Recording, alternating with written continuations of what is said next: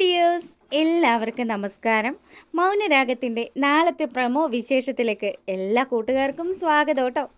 അപ്പോൾ നമ്മുടെ പ്രകാശൻ ഭയങ്കര സങ്കടത്തോടു കൂടി കല്യാണിയുടെ മുന്നിൽ മനസ്സ് തുറക്കുക.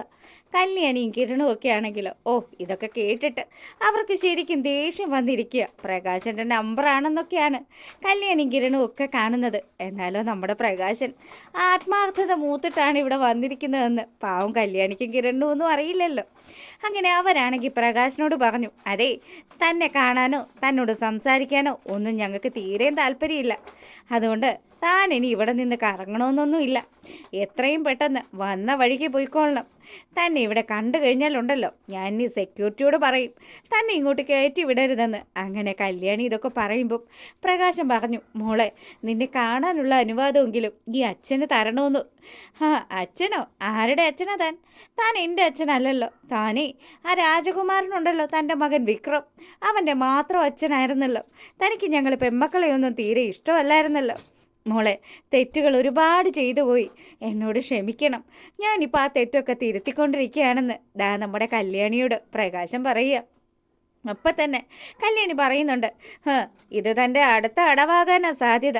എടോ, സത്യം പറയും, താനും നിൽക്കുന്ന കിരണേട്ടൻ്റെ അങ്കിളും ഒക്കെ കൂടി ചേർന്ന് ഞങ്ങൾ ഇല്ലാതാക്കാൻ വല്ല പ്ലാനും ഇട്ടുകൊണ്ട് വന്നതാണോ? അല്ലെങ്കിൽ തന്നെയൊക്കെ വിശ്വസിക്കാനായിട്ട് കുറച്ച് ബുദ്ധിമുട്ടുണ്ട്. തന്നെ ഞാനിപ്പോൾ എൻ്റെ അച്ഛനായിട്ട് പോലും പരിഗണിക്കുന്നില്ല. ഉണ്ടായിരുന്നു എൻ്റെ മനസ്സിൽ തന്നോടൊരല്പം സ്നേഹം.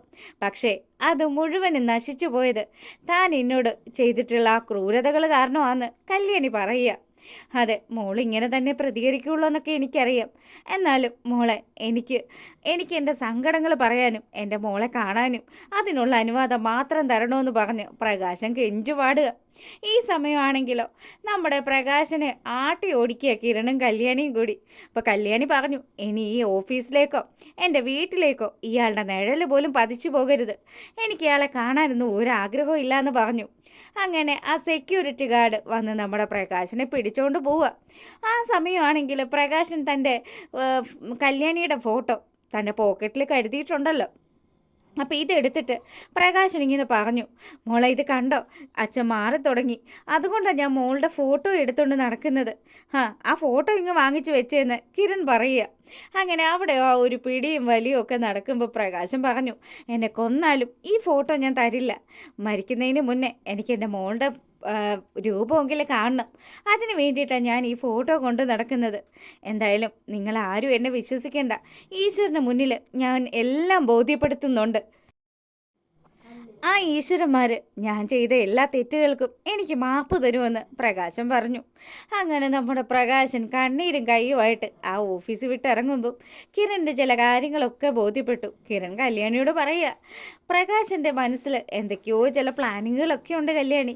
പ്രകാശൻ ഇനി നമ്മുടെ അടുത്ത് വന്ന് നല്ല പിള്ള ചമഞ്ഞ് നിന്നെ എന്തെങ്കിലും ചെയ്യുമോ എന്ന് എനിക്കൊരു പേടിയുണ്ട്. ഹേയ്, ഇല്ല കിരണേട്ടാ, അയാളുടെ മുഖത്ത് നിന്നും എനിക്ക് പല കാര്യങ്ങളും വായിച്ചറിയാൻ സാധിക്കുന്നുണ്ട്.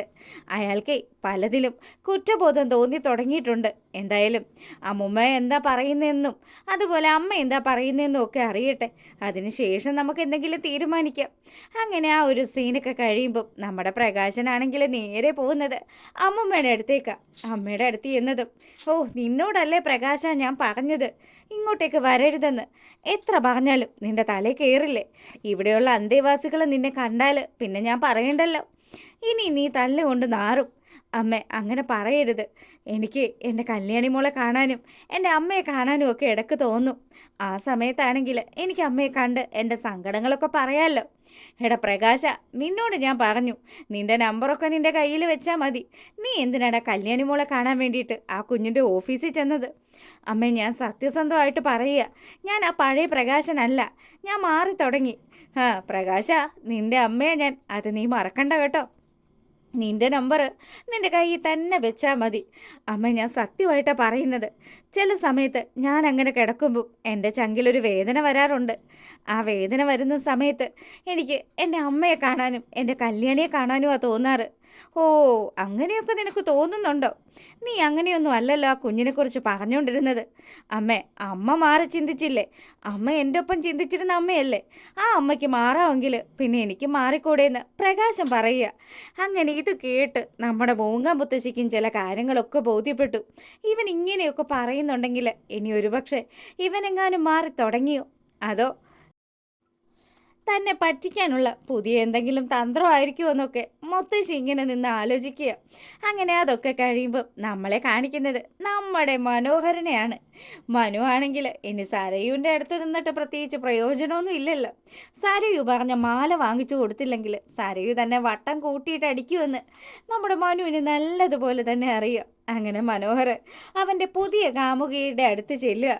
അതെ, നമ്മുടെ പേരുകൾ തമ്മിൽ നല്ല മാച്ചാണല്ലോ മോളെ. പിന്നെ നമ്മളിനി അമേരിക്കയിലേക്കാണല്ലോ പോകുന്നത്. നമ്മളിനി ഇവിടെ നിന്ന് വെറുതെ നമ്മുടെ ജീവിതം എന്തിനാ പാഴാക്കുന്നത്? നമ്മൾക്ക് രണ്ടുപേർക്കും അമേരിക്കയിൽ പോയി അങ്ങ് അടിച്ചു പൊളിക്കാം. എൻ്റെ അവിടുത്തെ ബിസിനസ്സുകളൊക്കെ നോക്കി നടത്താൻ മോൾക്ക് സാധിക്കും. മോളെപ്പോലെയുള്ള ഇത്രയും വിദ്യാസമ്പന്നയായിട്ടുള്ള ഒരു പെണ്ണിനെയാണ് ഞാൻ നോക്കുന്നത്. എന്തായാലും എനിക്കിപ്പോൾ ഒരുപാട് സന്തോഷമായി.